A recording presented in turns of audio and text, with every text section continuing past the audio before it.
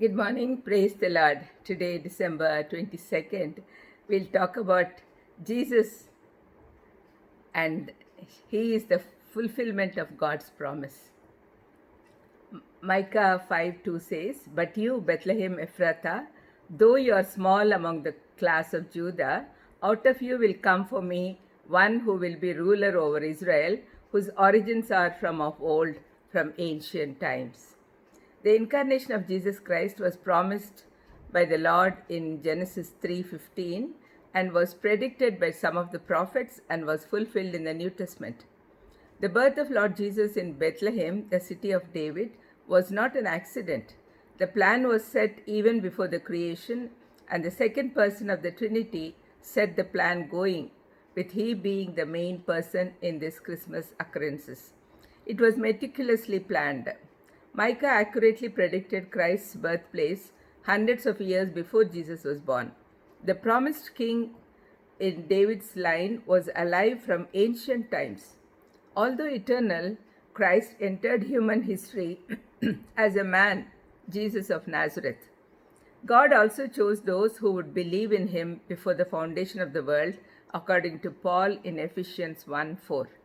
As he is a sovereign Lord, he knows who would be going back to his kingdom along with him by believing that the incarnation of Jesus was for their sake.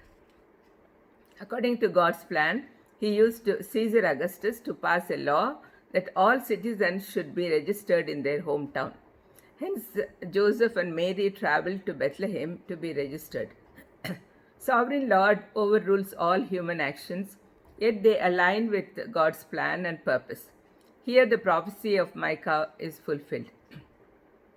The purpose of God's plan is to save humanity. The Christmas event is the birth of Savior to die on the cross of Calvary to redeem sinners. Christ is the indescribable gift for humanity.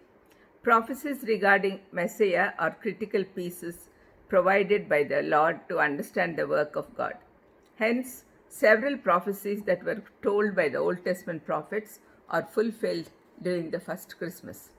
One of the prominent prophecies foretold by Isaiah is that a virgin will give birth to a son.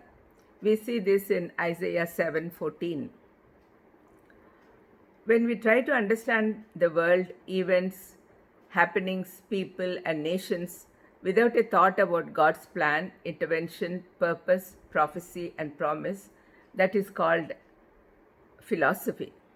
Empty philosophy is okay with Santa Claus, but not with empty tomb.